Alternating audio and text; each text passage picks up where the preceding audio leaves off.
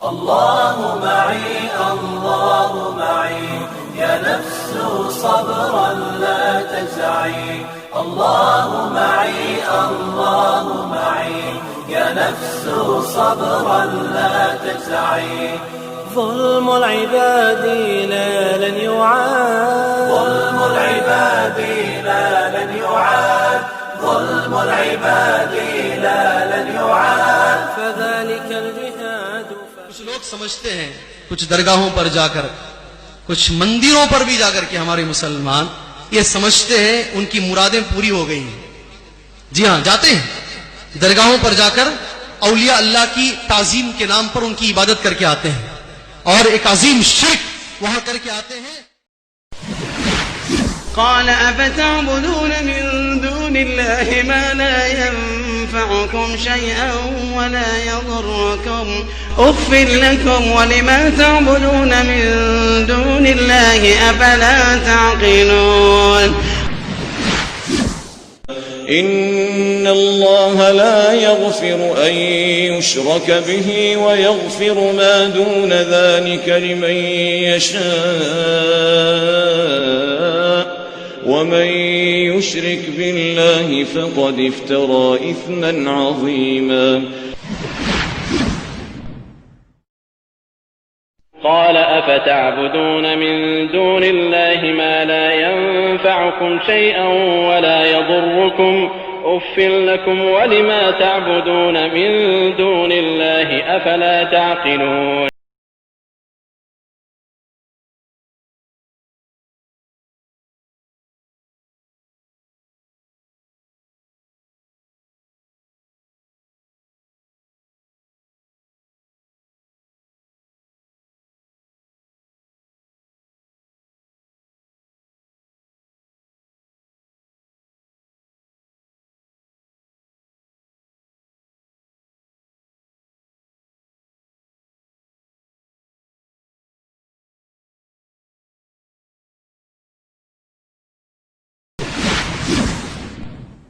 وما يؤمن أكثرهم بالله إلا وهم مشركون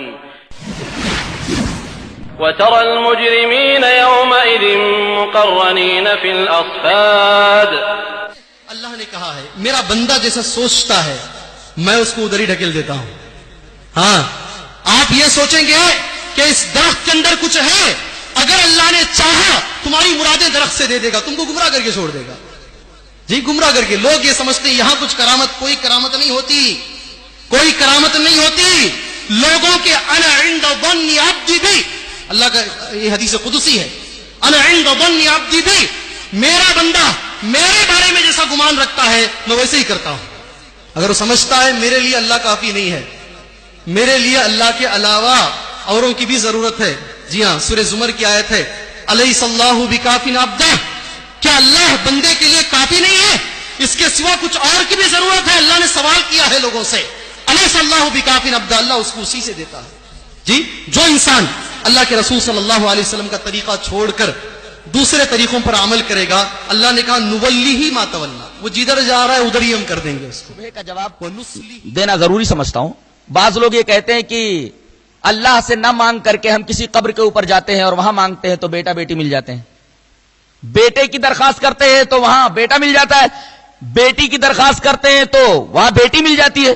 جواب اس کا یہ ہے کہ قبر کے اوپر جا کر کے بیٹا بیٹی مانگنا یہ شرک ہے، اور اگر وہاں بیٹا بیٹی مل جائے قبر پر مانگنے کی وجہ سے تو یہ نہ سمجھا جائے کہ یہ بیٹا بیٹی بابا نے دیا ہے، بلکہ قبر کے اوپر بندے نے اگر بیٹا بیٹی مانگا ہے تو بیٹا بیٹی اللہ تبارک و تعالی ہی دیتا ہے، اس لیے کہ صاحب قبر تو اس کی آواز کو سن ہی نہیں رہا ہے. اس لیے کہ اللہ نے فرمایا وَمَنْ أَضَلُّ مِمَّنْ يَدْعُو مِن دُونِ اللَّهِ مَن لَّا يَسْتَجِيبُ لَهُ إِلَى يَوْمِ الْقِيَامَةِ وَهُمْ عَن دُعَائِهِمْ غَافِلُونَ. اس آدمی سے زیادہ گمراہ کون ہو سکتا ہے جو ایسے لوگوں کو پکارے جو قیامت تک اس کی پکار کا جواب نہ دے سکیں اور وہ قیامت تک اس کی پکار سے غافل ہیں. تو اللہ نے فرما دیا کہ مرنے کے بعد آدمی کا تعلق عالم دنیا اس عالم سے، اس دنیا سے کٹ جاتا ہے، اس کا تعلق دوسرے عالم سے ہو جاتا ہے جس کو عالم برزخ کہتے ہیں، اور یہاں کی آواز وہاں تک نہیں پہنچائی جا سکتی. اگر کسی نبی کی آواز کو اللہ تعالیٰ نے مردوں تک پہنچا دیا، جیسے بدر میں جتنے کافر مارے گئے تھے ان کو کنویں میں ڈال دیا گیا، اور نبی کریم صلی اللہ علیہ وسلم کنویں کے کنارے آئے اور آپ نے ہر ایک کا نام لے لے کر کے انہیں مخاطب کیا، تو صحابہ کرام نے کہا کہ اللہ کے رسول آپ مردوں کو خطاب کر رہے ہیں؟ کہا کہ اس وقت وہ تم سے زیادہ سن رہے ہیں۔ تو یہ نبی کریم صلی اللہ علیہ وسلم کا معجزہ ہے، عام طور پر مردوں تک اپنی بات کوئی نہیں پہنچا سکتا، یہ آیت کریمہ بتا رہی ہے۔ اور ایک جگہ اور فرمایا گیا انما یستجیب الذین یسمعون، سننے والے ہی جواب دیتے ہیں، قرآن کا یہ کہنا ہے۔ والموتى یبعثھم اللہ، اور مردوں کو تو قیامت میں اٹھایا جائے گا۔ یہ آیت کریمہ بھی بتا رہی ہے کہ مردوں تک آواز نہیں جا رہی ہے ہماری، مردے جب ہماری آواز کو سن ہی نہیں رہے تو ہماری درخواست کیا قبول کر سکیں گے؟ قبر کے اوپر بیٹا بیٹی اگر مل جائے تو وہاں بھی اللہ ہی دیتا ہے، قبر والا بیٹا بیٹی دینے پر قادر نہیں ہے۔ سوال یہ ہے کہ وہاں اللہ کیوں دے دیتا ہے؟ جواب اس کا یہ ہے کہ دیتا تو اللہ ہی ہے، لیکن غیر اللہ سے مانگنے کی وجہ سے اللہ تبارک و تعالیٰ اس کو یہ سزا دیتا ہے کہ اس کا ایمان سلب کر لیتا ہے، وہ آدمی کافر ہو جاتا ہے یا منافق ہو جاتا ہے اور ایمان جیسی قیمتی چیز سے محروم ہو جاتا ہے۔ بیٹا بیٹی تو مل گیا، وہ خوش ہو گیا، لیکن اس بدبخت کو یہ معلوم نہیں کہ غیر اللہ سے مانگنے پر یہ چیز اللہ ہی نے دی، لیکن اس کی سزا مجھے یہ ملی کہ سب سے قیمتی چیز ایمان میرے ہاتھ سے نکل گئی، میں ایمان سے محروم ہو گیا۔ یہ کچھ خاص باتیں دعا کے تعلق سے تھیں۔ اللہ تبارک و تعالی ہمیں اچھی سمجھ الداعيات إلى الهدى المؤمنات الصادقات، الداعيات إلى الهدى المؤمنات الصادقات، نور تجلى